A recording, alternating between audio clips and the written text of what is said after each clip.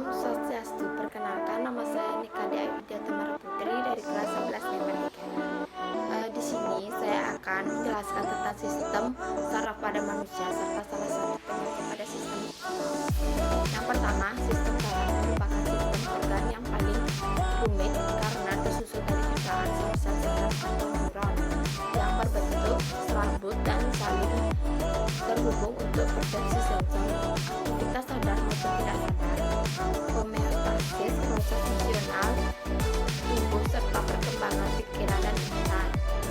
Dan sel saraf merupakan unit terkecil dari fungsional dan sistem saraf yang berfungsi untuk menerima dan mengantarkan impuls.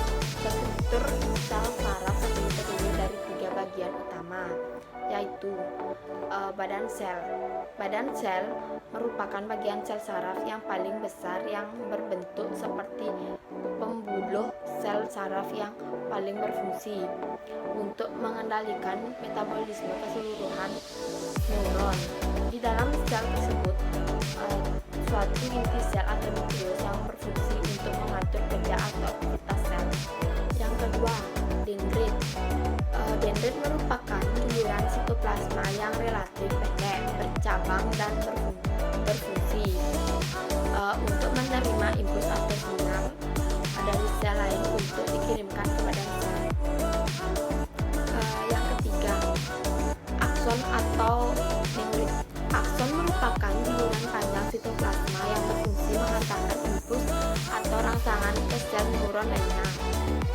Pada umumnya, akson diselubungi oleh substansi lemak berwarna putih kekuningan yang disebut selubung mielin yang berfungsi untuk melindungi akson. Selubung mielin disusun oleh suatu sel yang dinamakan sel Schwann. Sel Schwann berfungsi untuk menutrisi akson dan membantu dalam proses regenerasi akson. Kemudian antara selubung mielin satu dengan selubung mielin lainnya terdapat suatu celah yang disebut nadus Ranvier yang berfungsi untuk mempercepat hantaran impuls. Pada bagian ujung akson atau terminal akson terdapat yang dinamakan sinapsis.